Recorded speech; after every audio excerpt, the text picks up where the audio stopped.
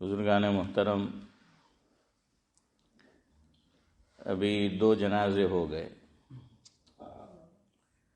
کچھ چیزیں میں نے محسوس کی کہ اس تعلق سے کچھ باتیں آپ کے گوش گزار کی جانی چاہیے۔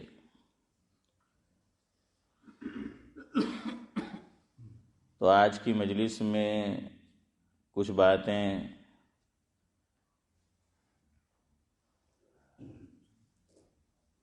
میت کے تعلق سے آپ کے گوش گزار کرنی ہے۔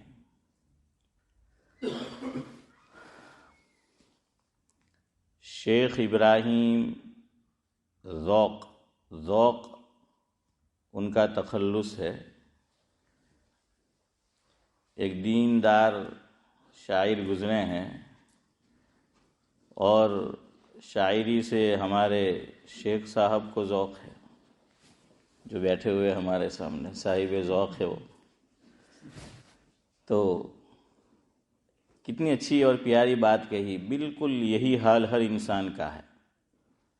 انہوں نے لکھا ہے، لائی حیات آئے قضا لے چلی چلے، لائی حیات آئے قضا لے چلی چلے۔ قضا یعنی جی دیکھا میں نے، جی ہاں، لائی حیات آئے قضا لے چلی چلے۔ قضا مختلف معنوں میں مستعمل ہوتا ہے۔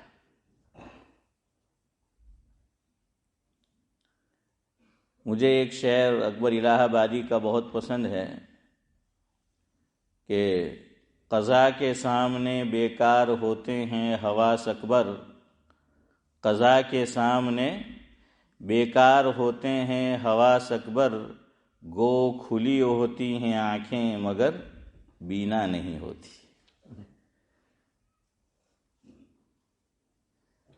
اور کہنے والے نے کہا ہے کہ آ کر قضا باہوش کو بے ہوش کر گئی، آ کر قضا باہوش کو بے ہوش کر گئی، اور ہنگامۂ حیات کو خاموش کر گئی۔ تو قضا یعنی موت۔ تو وہ کہتے ہیں کہ لائی حیات آئے قضا لے چلی چلے، اپنی خوشی نہ آئے نہ اپنی خوشی چلے۔ ہم نے اللہ تعالیٰ کو کوئی اپلیکیشن دی تھی کہ ہمیں فلاں دن پیدا ہونا ہے، فلاں کے گھر میں پیدا ہونا ہے؟ نہیں، ہم مجبور محض، آدمی اپنی پیدائش میں بھی مجبور محض ہے۔ یہ محض اور محض اللہ تعالیٰ کا فضل و کرم ہوتا ہے۔ تو ہم آئے کیوں؟ اللہ تعالیٰ نے پیدا کیا ہمیں، اور جب جائیں گے تب بھی موت لکھی ہوگی، اسی وقت جائیں گے۔ قرآن کریم بار بار کہتا ہے کہ فَإِذَا جَاءَ أَجَلُهُمْ لَا يَسْتَأْخِرُونَ سَاعَةً وَلَا يَسْتَقْدِمُونَ۔ مفہوم یہ ہے کہ موت بالکل اپنے وقت اور ٹائم پر آتی ہے، 1 منٹ نہیں، 1 سیکنڈ نہ پہلے نہ 1 سیکنڈ بعد میں۔ اور اللہ نے تو یہ بھی فرما دیا کہ وَمَا تَدْرِي نَفْسٌ بِأَيِّ أَرْضٍ تَمُوتُ۔ ہاں، کہ کوئی نہیں جانتا تم میں سے کہ کس سرزمین پر تم آخری سانس لو گے۔ یعنی کیسا اتفاق تو نہیں کہہ سکتے، لیکن ہم بولتے ہیں، ورنہ علماء نے لکھا ہے کہ اس کائنات میں کوئی چیز اتفاقی طور پر نہیں ہوتی۔ اللہ تعالیٰ کے یہاں ہر چیز کا کیا ہے؟ وقت مقرر ہے۔ یہ ہمارا عقیدہ ہے، یاد رکھنا، سب مسلمانوں کا۔ لیکن ہم لوگ بولتے ہیں کہ اتفاق سے ایسا ہو گیا، بولتے ہیں نا کہ اتفاق سے یوں ہو گیا۔ ارے کوئی چیز اتفاق سے نہیں ہوتی۔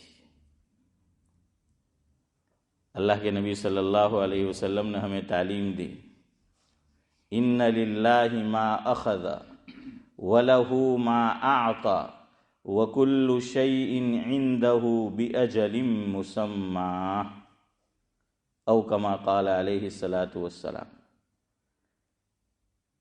اللہ کے نبی صلی اللہ علیہ وسلم نے کیا فرمایا؟ مفہوم ہے وَكُلُّ شَيْءٍ عِندَهُ بِأَجَلٍ مُّسَمًّى، کائنات کی ہر چیز کے لیے ایک وقت اللہ تبارک و تعالیٰ نے مقرر کیا ہے۔ غالب نے بھی کہا ہے کہ موت کا ایک دن معین ہے، نیند پھر کیوں رات بھر نہیں آتی۔ ہر چیز کا، صرف موت کا نہیں۔ حضور نے فرمایا شیء، کیا فرمایا؟ ان للہ ما اخذ وله ما اعطى وكل شیء شیء شیء۔ شیء تو آپ جانتے ہیں نا فاروق بھائی، شیء کا کیا معنی؟ چیز ہے، چیز، کوئی بھی چیز، ہاں، وستو، اندہ، اللہ تعالیٰ کے یہاں، بِأَجَلٍ مُّسَمًّى، اسماعیل بھائی کیا ہے؟ وقت اس کا مقرر ہے۔ ہاں، بعض مرتبہ آدمی مرنا چاہتا ہے، جان دینا چاہتا ہے، حالانکہ اسلام میں جائز نہیں ہے، لیکن لوگ کر دیتے ہیں نادانی میں، غفلت میں، کسی وجہ سے۔ یاد رکھیے، جو خودکشی کرتا ہے، سوسائڈ کرتا ہے، آتم ہتیا کرتا ہے، اپنی جان لے لیتا ہے، کہ میں کیوں آدمی ایسا کرتا ہے؟ بے سکونی کی وجہ سے، بے اطمینانی کی وجہ سے، بے چینی کی وجہ سے، تاکہ موت کے بعد کیا آ جائے؟ چین آ جائے۔ ہاں، لیکن کہنے والے نے کتنی اچھی بات کہی ہے۔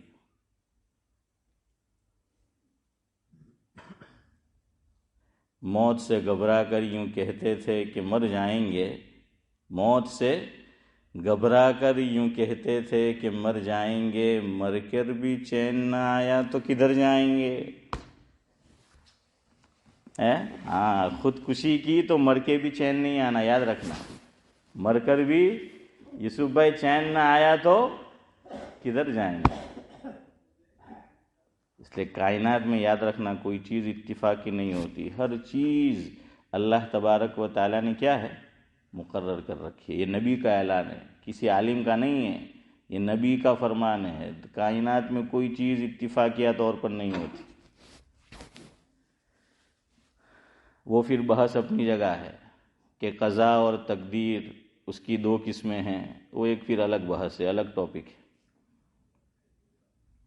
موت، انسان نے اچھے اعمال کیے ہو تو آرام ہی آرام ہے، ہاں، اور اچھے اعمال کے ساتھ، ایمان کے ساتھ آدمی گیا ہو، حسن خاتمہ کی دولت سے مالا مال ہو، تو پھر اس عالم سے زیادہ مزے اس عالم میں نہیں ہیں۔ جنت میں تو ہے ہی مزے، لیکن یہ ویٹنگ روم ہے، اور ویٹنگ روم سے ہی کیا ہو جاتی ہے؟ جنت کی آسائش اور نعمتیں، اس کی ایک جھلک ہاشم بھائی کیا ہو جاتی ہے؟ شروع ہو جاتی ہے، وہ دکھنی، ملنی، راحت پہنچنی شروع ہو جاتی ہے۔ کیف بھوپالی نے بڑی اچھی بات کہی ہے، جو ایمان کے ساتھ، نیک اعمال کے ساتھ دنیا سے جاتا ہے، حسن خاتمہ کی دولت سے مالا مال ہوتا ہے، تو وہ کہتے ہیں، آگے میں سناؤں گا، جہاں سے انہوں نے بات شروع کی ہے وہ سنیں۔ داغ دنیا نے دیے، زخم زمانے سے ملے، داغ دنیا نے دیے، زخم زمانے سے ملے، ہم کو یہ تحفے تمہیں دوست بنانے سے ملے۔ داغ دنیا نے دیے، زخم زمانے سے ملے، ہم کو یہ تحفے تمہیں دوست بنانے سے ملے۔ ہم ترستے ہی رہے، وہ فلانے سے فلانے سے ملے۔ خود سے مل جاتا تو چاہت کا بھرم رہ جاتا، خود سے مل لیتا تو چاہت کا بھرم رہ جاتا، یہ کیا بات ہوئی کسی کے ملانے سے ملے۔ اور یہ اصل سنانا ہے، ماں کی آغوش میں کل، موت کی آغوش میں آج، اللہ اکبر، کیا بات لکھی ہے شبیر چچا، کیا لکھا؟ ماں کی آغوش میں کل، موت کی آغوش میں آج۔ آغوش جانتے ہیں نا، پہلو ہے، بچہ، چھوٹا بچہ رو رہا ہو، ماں جیسے ہی اپنی گود میں لیتی ہے تو ارے بولو کیا آ جاتا ہے؟ سکون آ جاتا ہے نا۔ بچہ رو رہا ہے، کوئی اور لے گا نا، اس کو ہاتھ سے پتہ چل جاتا ہے۔ عبدالسلام بھائی، کیا ہوتا ہے؟ ہاتھ سے پتہ چل جاتا ہے بچے کو کہ یہ ماں کی شفقت والا ہاتھ نہیں ہے، یہ ماں کی ممتا نہیں ہے۔ بچہ جان لیتا ہے، کتنا روتا ہے، کتنا رو رہا ہوتا ہے۔ ایون بعض مرتبہ باپ لیتا ہے تب بھی خاموش نہیں ہوتا، لیکن جیسے ہی ماں لے گی اور اس کو سینے سے لگائے گی، بچے کو سکون آ جاتا ہے، رونا بند ہو جاتا ہے۔ تو یہ تعبیر اختیار کی، ماں کی آغوش میں کل، موت کی آغوش میں آج، یعنی جب آدمی انتقال کرتا ہے اور کہاں جاتا ہے؟ قبر میں رکھ دیا جاتا ہے۔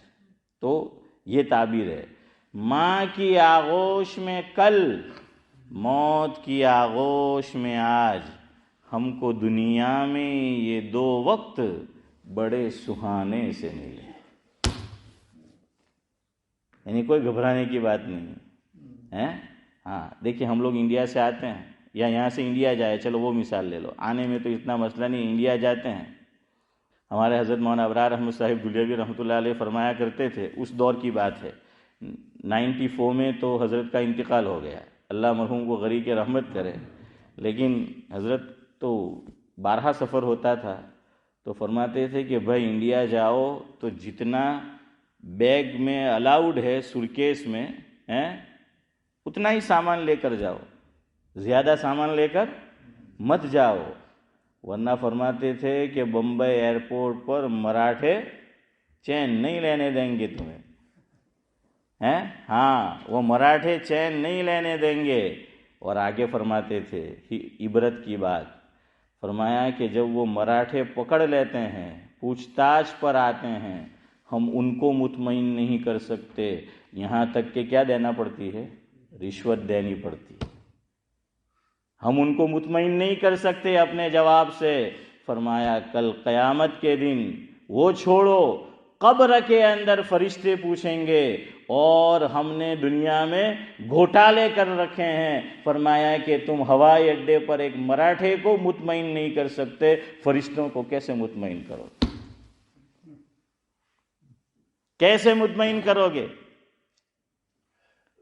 لیکن جو آدمی کیا ہے، جتنا سامان لکھا ہے اتنا ہی سامان لے کر جا رہا ہے، جو چیز الاؤڈ ہے وہی لے کر جا رہا ہے، تو اس کو کوئی فکر ہوتی ہے؟ نہیں ہوتی ہے، આરામ છે। કોઈ એને કહે બી અલા બહુ હેરાન કરતા છે બોમ્બેમાં તો કે કંઈ નહીં, આપણને શું પડવું, આપણા પાસે ટિકિટ છે, વિઝા છે, પાસપોર્ટ છે, સામાન બી તેટલો જ છે, કોઈ વાંધો નહીં, આપણે તો આરામથી નીકળી જાઉં۔ اور یاد رکھے ڈرنا بھی نہیں چاہیے، پھر اگر وہ ڈرانے کی کوشش کرے، آج کل تو کیمرے آ گئے، مقابلہ کرو ان سے اور یہ نکال لو۔ آج تو کوئی حیران کرے نا، یہ شروع کر دینے کا، کیا؟ ویڈیو بنا لو، آڈیو بنا لو اس کا۔ اب وہ اس طریقے سے نہیں کر سکتے، سب کچھ برابر ہے، پھر ڈرنے کی کیا ضرورت ہے؟ اور پھر دو بھی مت، ہم لوگ ان کی عادت بگاڑتے ہیں، تو پھر سب کچھ برابر ہے تب بھی وہ پریشان کرتے ہیں۔ بہرحال تو وہ کہتے ہیں کہ ماں کی آغوش میں کل، موت کی آغوش میں آج، ہم کو دنیا میں یہ دو وقت بڑے سہانے سے ملے۔ اللہ تعالیٰ میرا اور آپ کا بھی وقت پر حسن خاتمہ کرے۔ ہاں، قبر کے اندر رکھتے ہی ہمارے لیے اللہ تبارک و تعالیٰ وہ ساری راحتیں اور آرام جو اللہ کے نبی صلی اللہ علیہ وسلم نے بیان کیا، ہم سب کے لیے اللہ تبارک و تعالیٰ بلکہ سب مسلمان کے لیے مقدر کرے۔ اگلا مرحلہ پھر محشر کا ہے۔ ہاں، سب لوگ کیا ہوں گے؟ سورج بالکل قریب ہوگا، زمین تپتی ہوگی، گرم ہوگی، میدان محشر کے اندر، میدان حشر میں لوگ گناہوں کے بقدر پسینوں میں ڈوبے ہوئے ہوں گے، کوئی کسی کا پرسان حال نہیں ہوگا۔ لیکن جیسے کیف بھوپالی نے کہا کہ قبر کے اندر اگر نیک اعمال ہے، مزے ہی مزے ہیں، جیسے ماں کی گود ہے، تو قبر بھی جو ہے اس کی مثال بھی ایک گود کی ہے۔ اکبر الہ آبادی نے جو کہا وہ سنو، اللہ رب العزت ہم سب کے لیے وہ بھی مقدر کرے۔ ہاں، اکبر کہتے ہیں، اکبر الہ آبادی، ہر ایک کو ایک دن موت کا پیام آئے گا، ہر ایک کو ایک دن موت کا پیام آئے گا، خدا کا نام لیے جاؤ کام آئے گا، خدا کا نام لیے جاؤ کام آئے گا۔ اگلی بات اصل ہے سنانی، ڈرے نہ حشر کی گرمی سے عاشقان رسول۔ شرط ہے اللہ تعالی ہمارے اندر خود کی محبت بھی اور نبی کا عشق پیدا فرما دے۔ ہاں، یہ شرط ہے، ڈرے نہ حشر کی گرمی سے عاشقان رسول۔ گرمی ہوتی ہے تو کیا لگتی ہے؟ بھوک تو کم لگتی ہے، زیادہ کیا لگتی ہے؟ پیاس لگتی ہے نا؟ ہاں، پیاس لگتی ہے۔ موت کے وقت بھی آدمی کو بھوک نہیں، پیاس لگتی ہے۔ اس لیے موت کے وقت آپ نے دیکھا ہوگا لوگ مرنے والے کے منہ میں کھانا نہیں دیتے، زمزم بچا کر رکھتے ہیں، گھر میں زمزم سنبھال کر رکھتے ہیں۔ اور عبد القادر چچا کیا کرتے ہیں؟ چمچ سے اس کے منہ میں ڈالتے ہیں نا۔ ہاں، اس کے منہ میں۔ موت کا وقت بھی بڑی شدت کا وقت ہے، پیاس کا وقت ہے۔ اب جب یہیں سے پیاس شروع ہو گئی تو ذرا سوچیے آپ وہاں پیاس کا کیا حال ہوگا، وہاں کیا حال ہوگا؟ ارے یہاں ہم سے پیاس برداشت نہیں ہو رہی، اور حالت یہ ہے کہ ہم خود نہیں پی سکتے، کوئی اور ہمیں پلا رہا ہے، چمچ سے ہمارے منہ کے اندر انڈیل رہا ہے، ڈال رہا ہے۔ لیکن اکبر نے کہا کہ حشر کی گرمی سے بچنا ہے تو ایک توشہ ہے، ایک چیز ہے، ایک تحفہ ہے، وہ میں تمہیں بتاتا ہوں کہ عشق رسول پیدا کر لو تو حشر کی گرمی بھی تمہیں نقصان نہیں پہنچا سکے گی۔ کیا لکھا صدیق بھائی؟ ڈرے نہ حشر کی گرمی سے عاشقان رسول، لگے گی جو پیاس تو کوثر کا جام آئے گا۔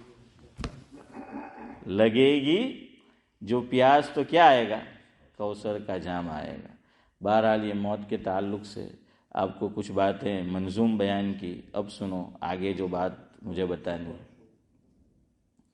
ہمارے یہاں مسجد میں ایک رسم شروع ہو گئی ہے، ایک رسم، میں بدعت نہیں کہہ رہا ہوں، رسم اور بدعت میں فرق ہے، یاد رکھنا، بدعت نہیں کہہ رہا ہوں، رسم۔ بدعت کس کو کہتے ہیں؟ کہ جو کام ثابت نہ ہو نبی کریم صلی اللہ علیہ وسلم سے اور خلفائے اربعہ سے، اور پھر اس کو عبادت سمجھ کر کرنا، وہ کیا ہے؟ بدعت ہے۔ وہ کیا ہے؟ بدعت ہے۔ اور جو کام ثابت نہیں ہے شریعت مطہرہ سے، ہم اللہ بچائے کہ بھئی ہاں کوئی انجام دے رہا ہے اس کو، لیکن اس کو عبادت نہیں سمجھتا، تو اس کو کیا کہا جائے گا؟ رسم۔ ہمارے یہاں ایک رسم شروع ہوئی ہے موت کے بعد۔ وہ کیا؟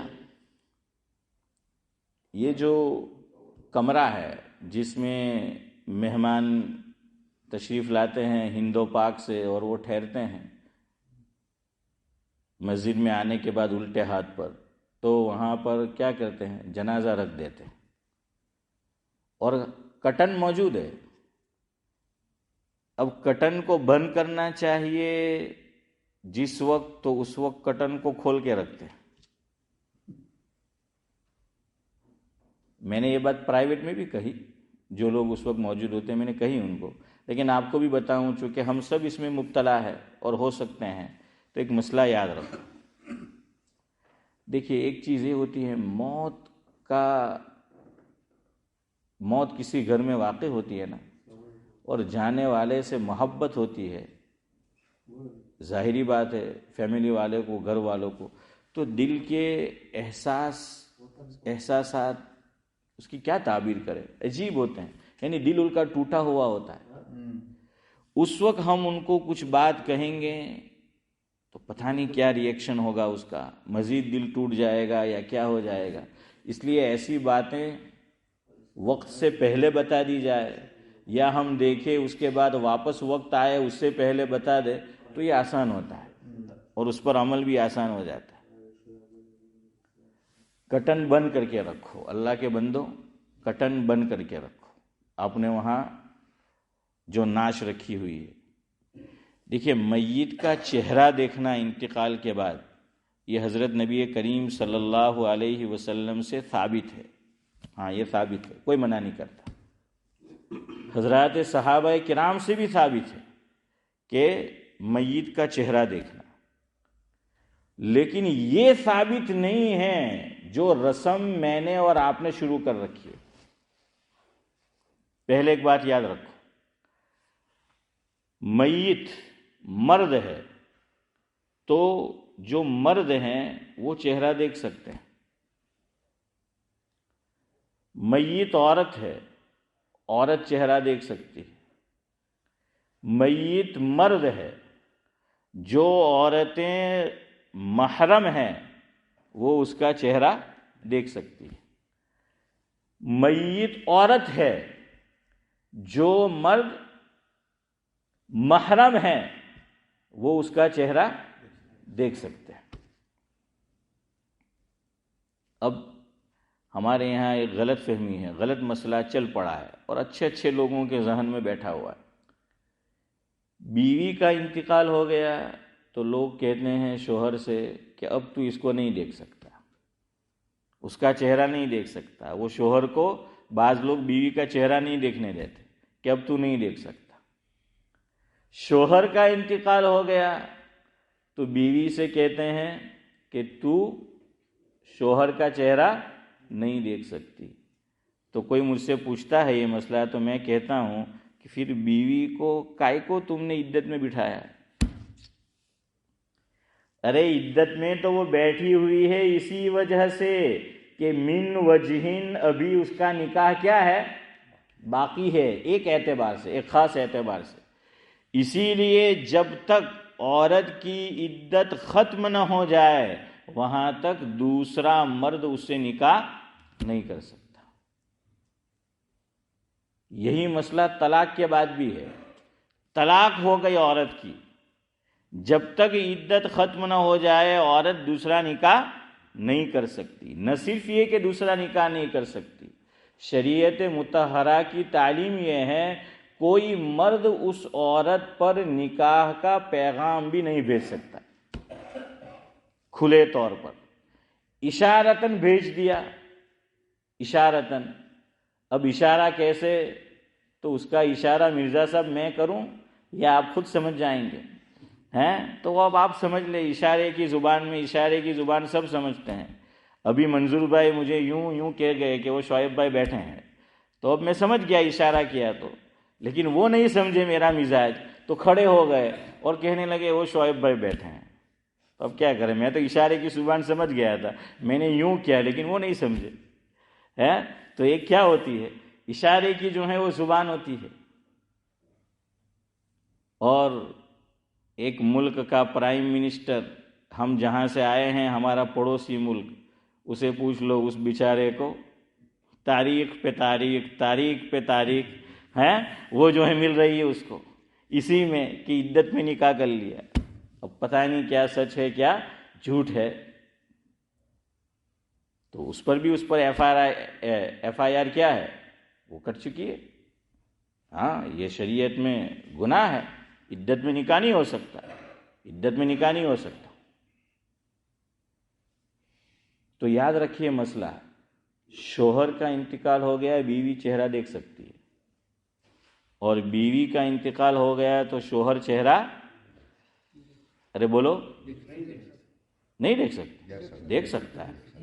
دیکھ سکتا ہے شوہر بھی چہرہ دیکھ سکتا ہے. ہاں یہی تو میں کہہ رہا تھا کہ کچھ لوگ منع کرتے ہیں کہ بھائی جو ہے وہ نہیں دیکھ سکتے. نہیں، وہ دیکھ سکتا ہے. دلائل بھی ہے ہمارے پاس لیکن ابھی وقت نہیں ہے. میں آپ کو سیرت سے کچھ واقعات بتاتا لیکن پھر بات جو ہے وہ ادھر ادھر نکل جائے گی. تو اتنا مسئلہ سمجھ آ گیا؟ ہاں اب دوسری بات، جو چہرہ دیکھنا چاہے اور وہ آپ سے کہے کہ مجھے چہرہ دیکھنا ہے، اسے دکھاؤ۔ بعض علماء نے تو یہاں تک لکھا کہ چہرہ کھلا مت رکھو۔ میں بعض علماء کہہ رہا ہوں کہ آپ نے کفن کے اندر رکھ دیا میت کو، اب کیا کر دو؟ بند کر دو۔ جب کسی کو دیکھنا ہے تو کھول کر دکھا دو، پھر بند کر دو۔ لیکن ہمارے یہاں کیا ہوتا ہے؟ کھلا ہوا ہے، اور کئی منٹ بلکہ گھنٹے اور گھنٹے سے زائد بعض مرتبہ وہ کھلا رہتا ہے چہرہ۔ یہ مرض، یہ بیماری، یہ کہاں سے آئی؟ میں جو بات ہے آپ کو صاف کہوں گا، یہ علماء میں سے آئی ہے، یہ بڑے بزرگوں سے وہاں سے یہ بیماری آئی ہے۔ بڑے بزرگ کا انتقال ہو گیا، بڑے عالم کا انتقال ہو گیا، بڑے مفتی صاحب کا انتقال ہو گیا، تو کیا کرتے ہیں؟ کفن میں رکھ دیا اور اس کے بعد ایک جگہ ان کی میت رکھی ہوئی ہے، چہرہ کھلا ہوا ہے، اور سب کو کہہ رہے کہ لائن بناؤ، قطار میں آؤ اور دیکھتے جاؤ، دیکھتے جاؤ، دیکھتے جاؤ۔ یہ مسئلہ بگاڑا ہے علماء کی برادری نے۔ ہاں، اب ان کی دیکھا دیکھی عوام بھی شروع ہو گئے۔ پہلے لوگ شادی میں ویڈیو فوٹو نہیں لیتے تھے، اور جو بھی لیتے تھے تو ذرا ڈر ڈر کے لیتے تھے، ہاں، جو بالکل کیا ہو، دین سے دور ہو، تو ان کو تو کچھ پڑی نہیں، چونکہ اللہ کے نبی صلی اللہ علیہ وسلم نے فرمایا، مفہوم ہے بخاری شریف میں، یہ روایت کا ٹکڑا ہے، اذا لم تستحی فافعل ما شئت، او کما قال علیہ الصلوۃ والسلام۔ آقا نے فرمایا جو آدمی بے شرم ہو جائے پھر اس کے لیے ہر کام کرنا آسان۔ آدمی ڈرتا ہے کہ میں سماج میں کیا جواب دوں گا، میں خاندان والوں کو کیا جواب دوں گا، لوگ میرے بارے میں کیا رائے قائم کریں گے۔ لوگ پہلے ڈرتے تھے، ہاں جو بے شرم ہے ان کو چھوڑو۔ شیخ سعدی علیہ الرحمہ نے لکھا ہے کہ بے حیا باش و ہرچے خواہی کن، کہ کیا بن جا؟ بے حیا بن جا، اور اس کے بعد جو چاہے وہ کر، اور لوگ کرتے ہیں، کچھ پڑی نہیں۔ سب جانتے ہیں سود لینا کیسا ہے۔ اجازت ہے تو ایک مکان کی اور خاص شرائط کے ساتھ، لیکن دیکھیے 5 وقت کے نمازی ہیں، حافظ قرآن ہیں، عالم دین ہیں، امامت پہ فائز ہیں، دین کا کام کر رہے، دھڑلے سے سود لے رہے۔ ایک مکان خریدا، دوسرا خریدا، تیسرا خریدا، دبئی میں جا کر فلیٹ خرید رہے ہیں، سود کے اوپر خرید رہے۔ اسٹریٹ میں کسی کا مکان بکنا ہے تو کہ چلو کام آئے گا ہماری اولاد کو، اور سود پہ خرید رہے ہیں۔ کیوں؟ وہ تھوڑی سی اجازت ملی نا، اس کا میس یوز، یاد رکھنا، ہر چیز کا میس یوز شروع ہو جاتا ہے۔ وہ سگریٹ پینا کوئی ایک دم سے شروع نہیں کرتا ہے، پہلے کیا کرتے ہیں؟ ہاں، وہ بیڑی اور سگریٹ فرق میں کیا ہے؟ ٹھونٹھو جینے کی ہیں، تو وہ تھوڑی سی چھوڑتے ہیں۔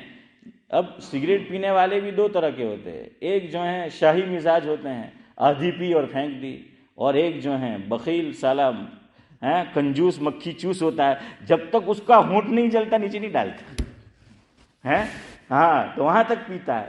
تو اب جو تھوڑی بہت چھوڑ دیتا ہے تو کیا ہے اقبال بھائی کہ وہ نئے سگریٹ والے 1 دم 2 دم 3 دم، اب عادت پڑ گئی، اور پھر دم دما دم وہ شروع ہو جاتے۔ پہلے لوگ سود لینے سے گھبراتے تھے، ایک کی اجازت سن لی، اب کیسے اجازت ہے، کب اجازت ہے، کوئی نہیں پوچھتا۔ بدھانا دماغ میں હવે આજ મસલો બેઠલો હતો કે એકની તો ઇજાજત છે, એને પૂછો કે કેવી રીતના ઇજાજત છે, હું શરત છે, એને નહીં ખબર હોય। એને બી ખબર છે કે હું પૂછવા જવા તો ફસાઈ જવા, એને ખબર છે, એનું દિલ ગવાહી દેતું છે કે હું પૂછવા જવા મૌલવી સાહેબને તો હું ફસાઈ જવા, એટલે એમ જ કહેવાનું કે એકની તો ઇજાજત છે। اب ایک لے لیا نا، اب شرم کا پردہ ہٹ گیا، وہ گناہ جو وہ ایک پردہ حائل تھا وہ ہٹ گیا، اب بڑی داڑھی ہے، اور میں نے بولا نا دیندار ہے، نمازی ہیں، سب کچھ ہے، نماز کا ادھر محراب بھی موجود ہے، لیکن دھڑلے سے سود لے رہے، انٹرسٹ لے رہے۔ تو ویڈیوگرافی فوٹوگرافی میں ایسا ہی ہوا. اب علماء دھڑلے سے ویڈیو بناتے, علماء دھڑلے سے فوٹوگرافی کرتے. اب عوام نے دیکھا کیا تو مول صاحب نے مفتی صاحب پہ جم کے اب تو کسی کا بیان ہو تو یوں لگتا ہے کہ تو کوئی فلم میں شوٹنگ تھا ہے شعیب بھائی. ہاں اب تو بیان بھی ہوتا ہے تو وہ کیمرہ لائیں گے, ایک ادھر کیمرہ ایک ادھر کیمرہ ایک وہ آ رہا ہے. ارے بھائی یہ سب چونچلے تو فلمی شوٹنگ ہوا کرتی تھی, اور کیا ہے ڈرامے بنا کرتے تھے, اس میں یہ سب چیزیں رکھی جاتی تھی. اب اللہ کے گھر میں وہ چیزیں لائی جا رہی, لیکن نکل گیا. یہ برا یاد رکھنا یہ علماء ہی سے آتی ہے عام طور پر. اور عوام کوئی برائی کرتے ہیں نا ڈر کے کرتے ہیں. ہمارے ایک بزرگ ہیں انڈیا میں نام نہیں لے رہا, مجھے نام معلوم ہے, بہت اچھا ان کا جملہ ہے نورانی بھائی. وہ کہتے ہیں کہ علماء قرآن و سنت کی روشنی میں گناہ کرتے ہیں. کیا ہے؟ علماء قرآن و سنت کی روشنی میں گناہ کرتے ہیں. ایک خاص مفہوم ہے اس کا, غلط مفہوم مت لینا. تو پھر عوام, ہاں وہ شیخ سعدی نے قصہ لکھا ہے نا, وہ بادشاہ تھا, کیا ہے نام بھول رہا ہوں میں اس کی, شعیب بھائی وہ سخاوت مشہور, کیا نام, نوشیروان. ہاں نوشیروان جو ہیں وہ بچھڑ گیا, جنگل میں جا رہا تھا شکار کے لیے یا کسی اور غرض سے, اور شاہی لباس میں نہیں تھا, ویسے ہی عام لباس پہنا تھا. اور ایک گھر میں اس نے قیام کیا اور بھوکا تھا, کھانا تھا, انڈا ملا, لیکن اس کی رقم اس نے ادا کر دی. تو کسی نے کہا تو بادشاہ تھا, رقم ادا نہ کرتا تو کوئی بات نہیں تھی, وہ تیری رعیت تھی, تو سفر میں بھی تھا, بچھڑا ہوا تھا. کتنا اچھا جواب دیا. یاد رکھو بادشاہ ہونا چاہیے. کہتے ہیں بادشاہوں کا دماغ بھی دماغوں کا بادشاہ ہوتا ہے. ہاں بادشاہوں کا دماغ بھی کیا ہے, دماغوں کا بادشاہ ہوتا ہے. جب اللہ نے آپ کو کوئی عہدہ دیا, دماغ میں وسعت رکھو, دل میں وسعت رکھو, زبان پہ نرمی رکھو. یہ 3 چیزیں ضروری ہیں. ہم بڑے عہدے پہ تو آ جاتے ہیں, چاہے وہ ملک چلانا ہو یا جتنے بھی عہدے ہو, تو 3 چیزیں آنی چاہیے. اس کا دماغ بھی بادشاہوں جیسا ہونا چاہیے, اور اس کے دل کے اندر بھی وسعت ہونی چاہیے, اس کی زبان پہ نرمی ہونی چاہیے. ہاں ہمارے آقا جب مکہ فتح ہو گیا تو ایک صحابی کیا نعرہ لگا رہے تھے, الیوم یوم المرحمہ, کہ آج تو بدلے کا دن ہے, آج تو ہم خون کی ندیاں بہا دیں گے. انہوں نے ہمیں مکہ مکرمہ سے نکالا تھا, ظلم کر کے, تکلیف پہنچا کر. آقا نے جھنڈا لے لیا اور فرمایا الیوم یوم المرحمہ, او کما قال علیہ الصلوۃ. آج تو رحم کا دن ہے, عفو کا دن ہے, درگزر کا دن ہے, معاف کرنے کا دن ہے. یہ بادشاہوں کا دلوں کا بادشاہ ہوتا ہے. گرچہ یہ نبی ہے لیکن یہ سکھایا کہ وہ چیز جو ہے وہ ہونی چاہیے. اور حضور اکرم صلی اللہ علیہ وسلم جب داخل ہوئے ہیں, دیکھ لیجئے آپ کتابوں میں سیرت کی, اونٹ پہ حضور تشریف فرما تھے. اونٹ کے اوپر ایک چیز ہوتی ہے, اس کو کجاوا کہتے ہیں, سمجھتے ہو وہ کجاوا. تو حضور نے میری طرف دیکھو, یوں تھوڑی سر نیچے کیا ہوا تھا, اور کجاوے سے وہ تھوڑی لگی ہوئی تھی. اور آپ تو کوئی عہدوں ملی جائے, خبر જ પડી જાય, બોલવાનો અંદાજ જ બદલાઈ જાય આપણે જરાક عہدો મળે એટલે. પાયજામાથી બહાર, હા પાયજામાથી બહાર, પછી ખલાસ, એની ચાલ જ એની બદલાઈ જાય, એની બોલીઓ બદલાઈ જાય. ને અમારા મોહન અબરાર અહમદ સાહેબ ધુલેવી રહમતુલ્લાહ અલૈહ તો કહેતા કે ગામડામાં કોઈ કિસાન ને ખેડૂત તેની फसल બહુ પાકી है यूसुफ भाई, खूब क्या हुआ गल्ला, तो क्या होगा, 2 चीजें करेगा. अब तक सीधी टोपी तो अब यूं पहनेगा. है शोएब भाई कैसे पहनता है, टोपी भी वहां की हो जाती है, टेढ़ी हो जाती है. अगर खबर पड़ी क्योंकि जरा गर्मी आवली चाहिए. और दूसरा है फारूक भाई, ये आपके लिए है, अब तक यूं पीता था, तब वो रजनीकांत की स्टाइल में. अब क्या है اور یوں جو ہے وہ رکھے گا. میں نے کہا کہ اچھا کہ یوں کر کے, اور جو ہے وہ اس نے نہیں کیا. میں نے کہا یہ اچھا ہوا. تو اب یوں وہ ٹیڑھا پن کیا ہے, وہ ٹیڑھا پن وہ شروع ہو گیا, وہ ٹیڑھا پن شروع ہو گیا. ہاں ہمارے یہی یاد. ہمارے ایک بزرگ فرماتے تھے اللہ تعالیٰ ہمیں حکومت دنیا پر اس لیے نہیں دے رہا, ابھی ہمارے اندر وہ قلب میں وسعت ہی نہیں ہے. ہم اپنوں کو نہیں بخشتے, غیروں کو کہاں بخشیں گے؟ نہیں بخشیں گے ہم اپنوں کو معاف نہیں کرتے. میرے اور آپ کے دل میں اپنوں کے لیے وسعت نہیں ہے. ایک چھوٹا سا نظام مسجد کا ہے, مدرسے کا, مکتب کا, یتیم خانے کا, ہاسپٹل کا, اسکول کا, کالج کا ہم سے نہیں چلا جاتا اور ہمارے دلوں میں وسعت نہیں ہے, تو ملک چلانے کے لیے تو بہت وسعت ہونی چاہیے. آج ایک خاص ملک میں جو لوگ آ گئے ہیں ان کے دل میں وسعت نہیں ہے. دیکھیں وہ کیا کر رہے ہیں خاص کمیونٹی کے ساتھ. اور مسلمانوں کی وسعت دیکھیے, مغلوں نے کم و بیش کہتے ہیں 900 سال حکومت کی ہے. اگر وہ چاہتے ایک بھی یہ بندہ نہ ملتا جو لا الہ الا اللہ نہیں کہتا, لیکن وہ دلوں میں وسعت تھی. لا اکراہ فی الدین قرآن کہہ رہا ہے. لیکن دیکھیے آج کیا ہو رہا ہے, ہمارے دل تنگ ہو گئے ہیں. ہاں ہم عہدوں پر تو آ جاتے ہیں, لیکن جو کام چل سکتا ہو ابھی ضرورت نہیں ہے وہ کریں گے, اور جو کرنا ہے وہ ڈیلے پہ ڈیلے ڈیلے پہ ڈیلے ڈیلے پہ ڈیلے ہوتا چلا جائے. اور معاف نہیں کرتے ہم لوگ, ہم یہ لے کے جو ہے وہ چلتے ہیں. خیر بہرحال, تو میں کیا کہہ رہا تھا کہ وہ نوشہروان نے کتنی پیاری بات کہی. بادشاہ تھا تو بادشاہ کو کہا کہ مفت میں لے لینا چاہیے تھا.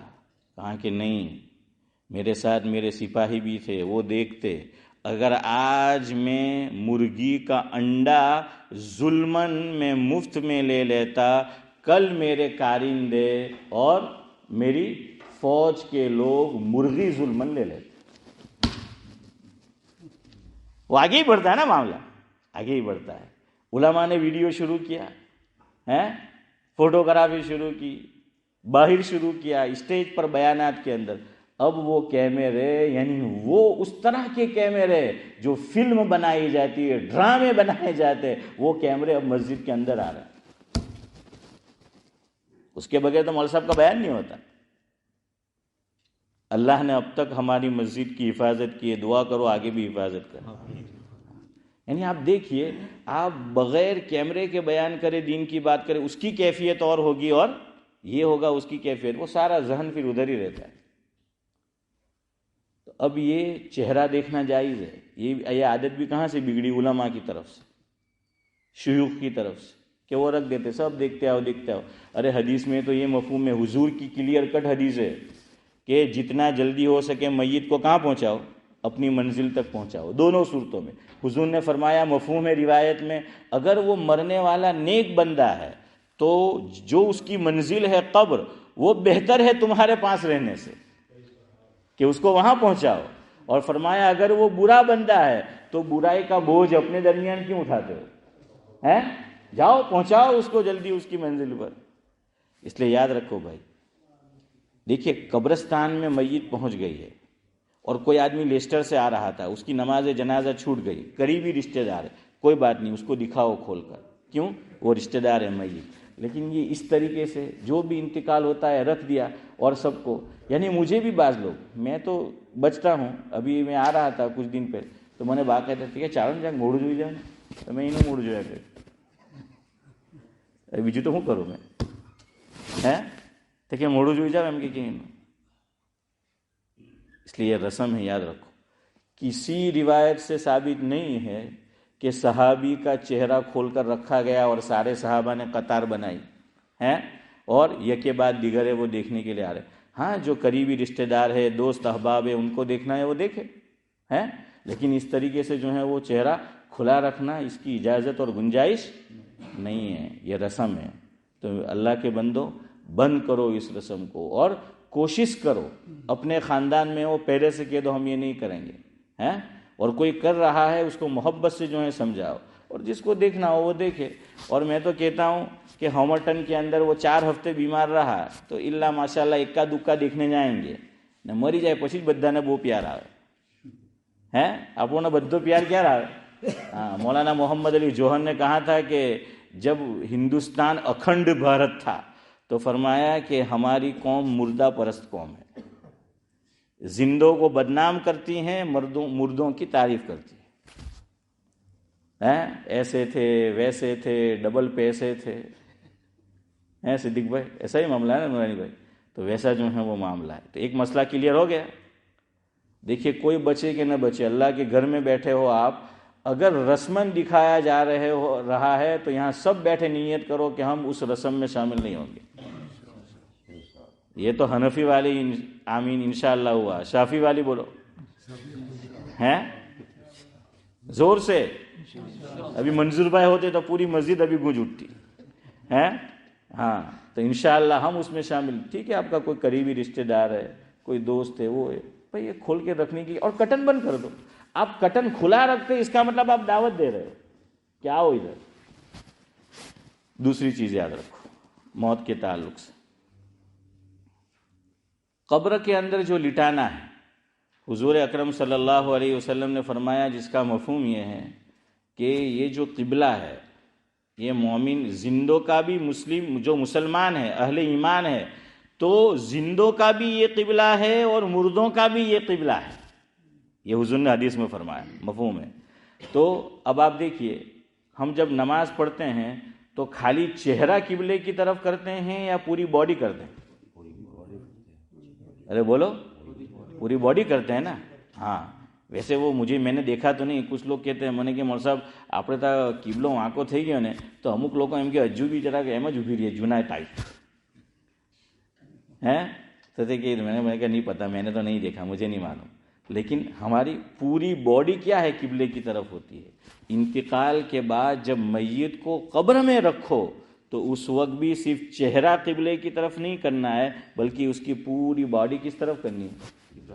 किबले की तरफ करनी है. मुर्दों का भी ये किबला है, मोमिनीन का, इसलिए वो बॉडी क्या करनी है? उस तरफ जो है वो करनी है. तीसरी बात, अब एक और रस्म शुरू हुई है व्हाट्सएप पे और जो ऐसे ही दूसरे प्लेटफॉर्म हैं. इंतकाल हुआ नहीं कि उसके लिए मस्जिद बनानी शुरू कहीं हैं, और कहीं कुआं खोदना शुरू, और उसके लिए पूरी दुनिया में चंदा हो रहा है. व्हाट्सएप पे आएगा कि भाई हम मरने वाले के लिए मस्जिद जो है वो बना रहे हैं. हुजूर ने ये फरमाया, मफहूम है, बेहतरीन सदका और सदका जारिया वो है जो मरने वाला ज़िंदगी में करके जाए. तो जब अल्लाह ताला ने मुझे और आपको इतनी दौलत दे रखी है तो खुद करके जाओ. हैं, ज़िंदगी में तो करते नहीं, और फिर मरने के बाद मसला भी नहीं पूछते बाज़ लोग. याद रखो, शरीयत ने एक बात और याद रखो, वक्त हो रहा है, जिनको वज़ू बनाना, पेशाब पानी करना, वो चले जाए.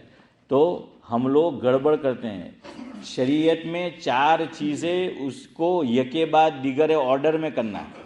मरने वाला मर जाए, सबसे पहले उसके माल से उसका कफन दफन होगा.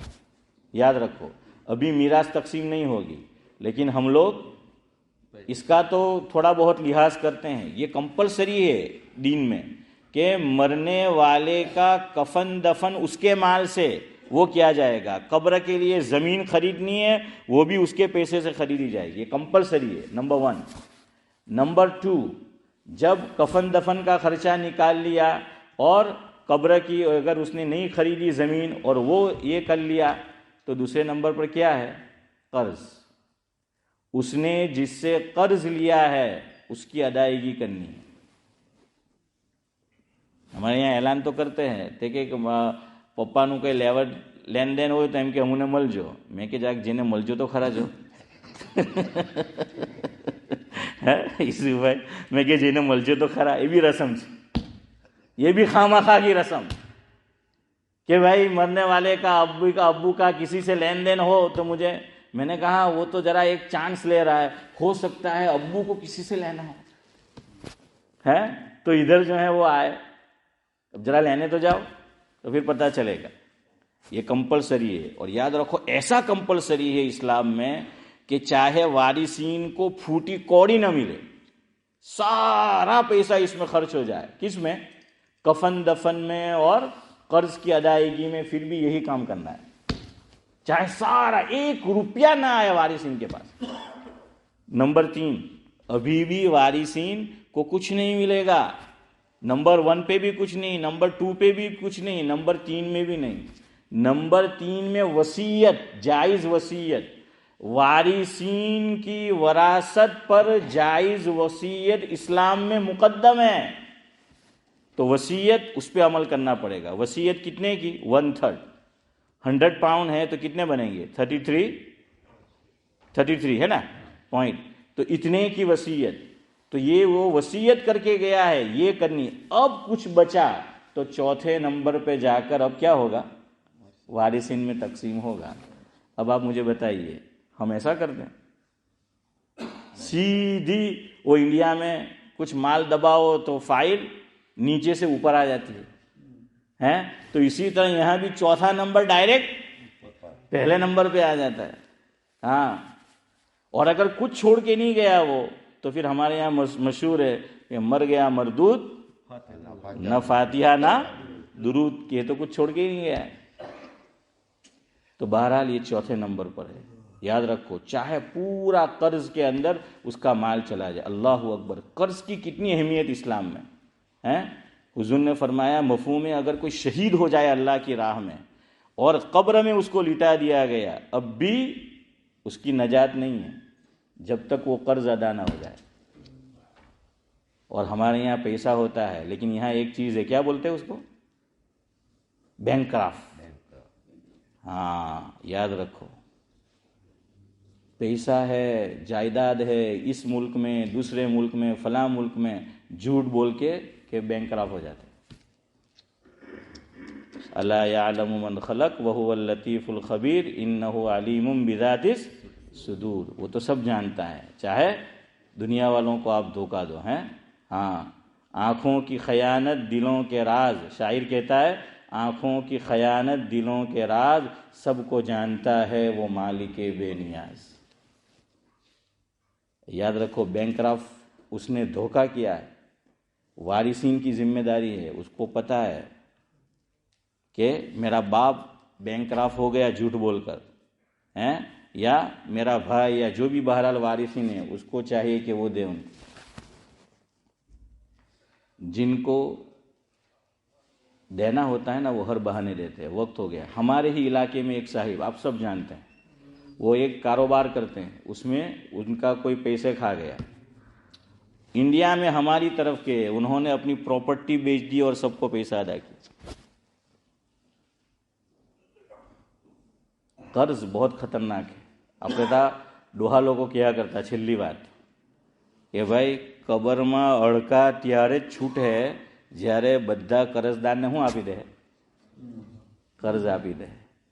جن کو دینا ہوتا ہے فکر، حضرت شیخ جن کی ہم کتاب پڑھتے ہیں، انہوں نے اپنی جیون چرتر سوانح حیات میں لکھا ہے کہ میرے والد صاحب پہ قرض تھا، میں سہارنپور دارالعلوم میں پڑھاتا تھا، جیسے ہی چھٹی ہوتی تھی، گھنٹی بجتی تھی، میں کھانا بھی نہیں کھاتا تھا، سائیکل لے کر یا پیدل میں مارا پھرتا تھا کہ بھائی کسی سے قرض لوں اور اس کو دے دوں، اس کو دے دوں، اس کو دے دوں۔